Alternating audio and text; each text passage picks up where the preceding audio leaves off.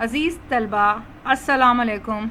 آج کی اس ویڈیو میں ہم بہادر شاہ ظفر کی غزل کا جائزہ لیں گے، اس کے فنی محاسن کا مطالعہ کریں گے اور بہادر شاہ ظفر کی مختصر حالات زندگی کے ساتھ ساتھ ان کے طرز سخن پر یعنی ان کی شاعری کی کچھ خصوصیات پر بھی بات کریں گے۔ تو بڑھتے ہیں ہم اپنی ویڈیو کی جانب۔ بہادر شاہ اصل نام تھا اور تخلص ان کا ظفر تھا۔ 1775 میں پیدا ہونے والی یہ شخصیت 1862 میں خالق حقیقی سے جا ملی۔ سراج الدین بہادر شاہ ظفر مغل بادشاہ اکبر شاہ ثانی کے بیٹے تھے۔ 1837 میں 63 سال کی عمر میں تخت نشین ہوئے۔ 20 سال تک حکومت کرنے کے بعد 1857 کی جنگ آزادی کے نتیجے میں گرفتار ہو کر برما کے پایہ تخت رنگون میں نظر بند ہوئے۔ 5 سال تک اسیری اور نظر بندی کے مصائب جھیل کر نہایت بے کسی کے عالم میں وفات پائی۔ ان کا مزار رنگون میں ہے اور اس کی خستہ حالی آج بھی ان کے دردناک انجام کی داستان سنا رہی ہے۔ بہادر شاہ ظفر کی شاعری کے ذوق کی تربیت قلعہ معلیٰ کے صاف ستھرے اور خوشگوار ماحول میں ہوئی۔ قلعہ معلیٰ ان دنوں شعر و سخن کا مرکز تھا۔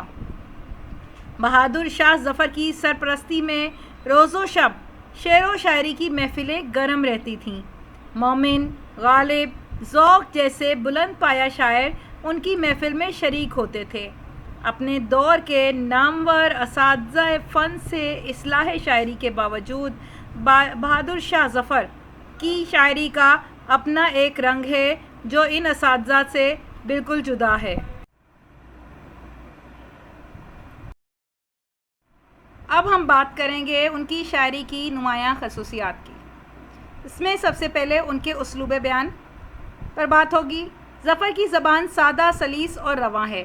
روزمرہ اور محاورات کے موزوں استعمال سے وہ شعر میں حسن بیان اور تاثیر پیدا کرتے ہیں۔ کلام کو مؤثر بنانے کے لیے ہندی کی تراکیب اور خوبصورت تشبیہات کا استعمال بھی ان کے ہاں ملتا ہے۔ ان کی شاعری کی ایک اور خوبی درد و غم اور سوز و گداز ہے۔ دہلی کے آخری تاجدار سے قید فرنگ تک کا سفر ان کی شاعری میں بھرپور انداز سے دکھائی دیتا ہے۔ وہ نام کے بادشاہ ہونے کے باوجود وقت کی نبضیں پہچانتے تھے۔ انہیں معلوم ہو گیا تھا کہ اس ظاہری مسرت اور خوش باش زندگی کی تہ میں مصائب و آلام کے کتنے طوفان پھٹ پڑنے کو تیار ہیں۔ اسی بنا پر درد اور سوز و گداز ان کی شاعری کا خاصہ ہیں۔ رنگ تغزل ان کی شاعری کی ایک اور نمایاں خوبی ہے۔ جیسا کہ موسیقیت اور نغمگی کو غزل کی جان کہا جاتا ہے، تو ظفر کی غزل میں بھی یہ رنگ نمایاں نظر آتا ہے۔ یہ درست ہے کہ ظفر کے کلام میں بالعموم تخیل کی بلندی اور فکری گہرائی نہیں پائی جاتی، مگر ان کی غزلیات کا آہنگ نہایت دلکش ہے۔ موسیقی اور نغمگی کا حسین رچاؤ ان کے شعر میں حسن اور تاثیر پیدا کرتا ہے۔ تشبیہات و استعارات بھی ان کی شاعری میں نظر آتے ہیں۔ روزمرہ بھی ہے اور اس کے ساتھ ساتھ تشبیہات و استعارات کا استعمال بھی ظفر کی شاعری میں بدرجہ اتم موجود ہے۔ کلام کو مشکل بحروں، سخت قافیے اور ردیف سے بھی سجایا ہے۔ اثر انگیزی پیدا کرنے کے لیے ہندی کی تراکیب اور خوبصورت تشبیہات کا استعمال بھی ان کے ہاں ملتا ہے۔ مختصر بات کی جائے تو ہم کہیں گے کہ ظفر کی شاعری میں سادگی بھی ہے، سلاست بھی، دنیا کی بے ثباتی کا ذکر بھی ہے اور اپنے دکھوں کا بھرپور بیان بھی، اور تصوف کے ساتھ ساتھ اخلاقی درس پر مبنی اشعار بھی ملتے ہیں۔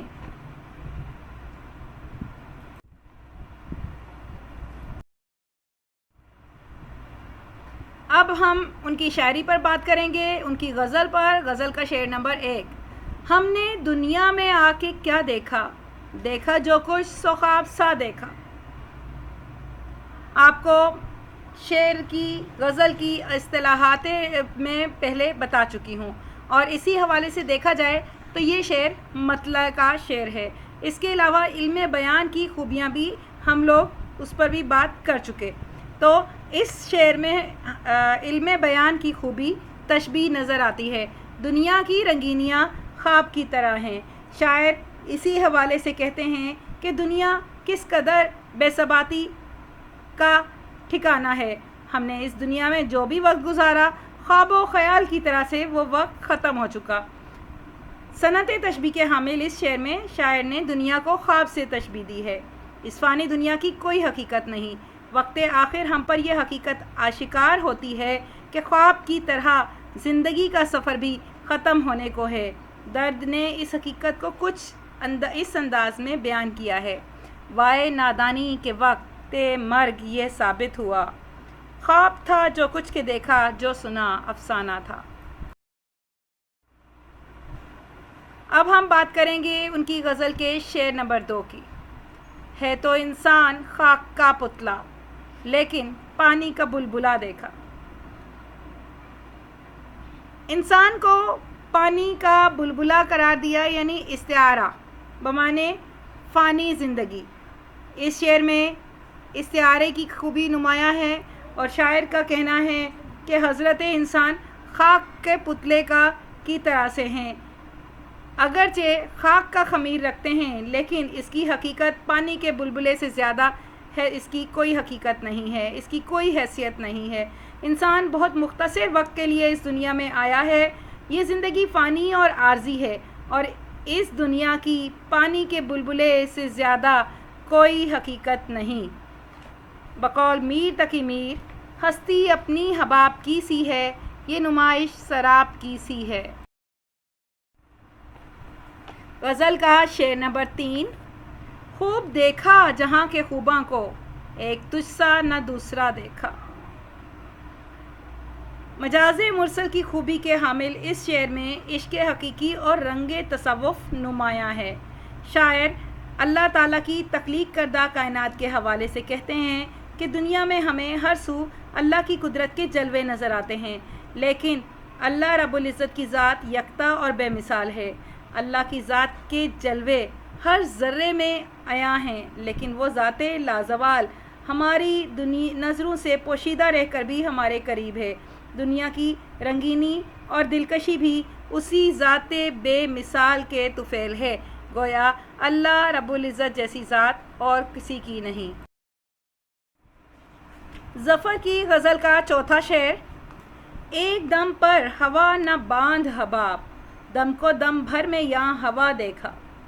یہ شعر صنعت تجنیس کا حامل ہے۔ دم اور ہوا کے الفاظ سے شاعر نے فنی حسن اجاگر کیا ہے۔ ہوا یعنی زمانے کو مخاطب کرتے ہوئے کہتے ہیں، یہاں حباب پانی کے بلبلا یعنی زندگی کے لیے بطور استعارہ ہے، اور ہوا یعنی زمانے کو مخاطب کیا ہے۔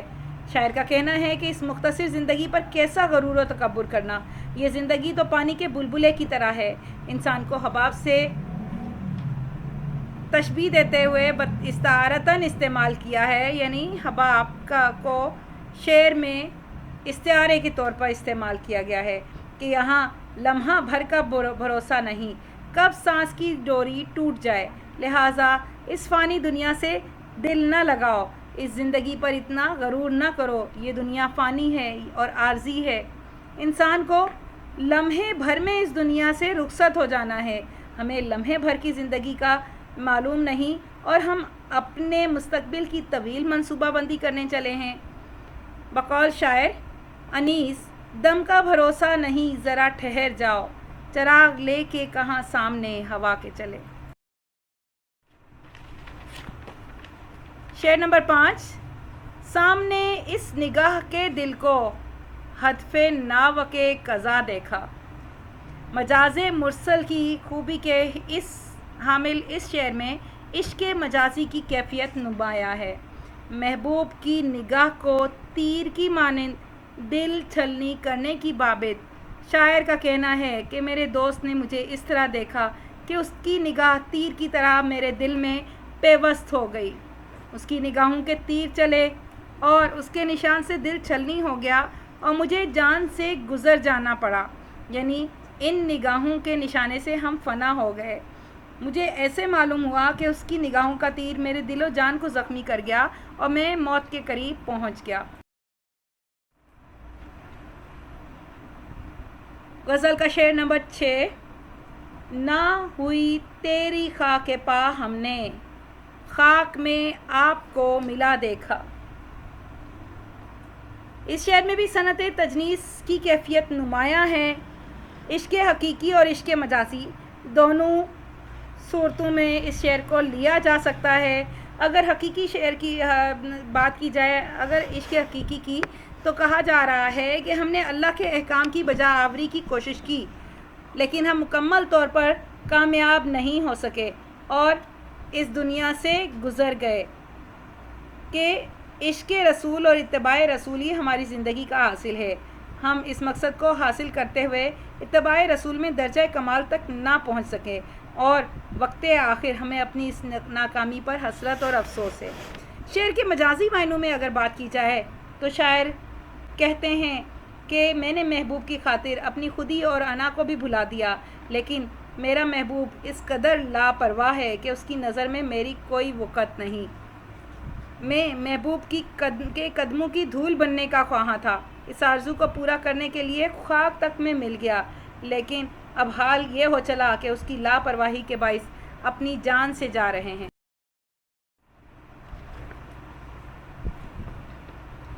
غزل کا آخری شعر۔ اب نہ دیجیے ظفر کسی کو دل کہ جسے دیکھا بے وفا دیکھا۔ شعر سے ظاہر ہے کہ اس میں تخلص استعمال کیا گیا ہے، تو یہ غزل کا مقطع ہے۔ مجاز مرسل کی خوبی رکھنے والے اس شعر میں شاعر نے دنیا کی بے ثباتی اور بے وفائی کا حال بیان کیا ہے۔ غزل کے اس مقطع میں شاعر کہتے ہیں کہ دنیا اور اس کی تمام تر محبتیں عارضی ہیں۔ اس چند روزہ دنیا سے دل لگانا بیکار ہے کہ کوئی بھی ساتھ نبھا نہیں سکتا۔ وقت آخر ہمیں اپنا سفر اکیلے ہی طے کرنا ہے، لہٰذا اس فانی اور بے وفا دنیا کے دھوکے میں نہ آنا ہی ہمارے لیے بہتر ہوگا۔ بقول شاعر، جگہ جی لگانے کی دنیا نہیں ہے، یہ عبرت کی جا ہے تماشا نہیں ہے۔ عزیز طلبہ، اس کے ساتھ آج کا یہ ٹاپک یہیں مکمل ہوا۔ ویڈیو آپ کو پسند آئی ہو تو لائک کیجئے، کمنٹ کیجئے، چینل کو سبسکرائب کیجئے۔ اللہ حافظ۔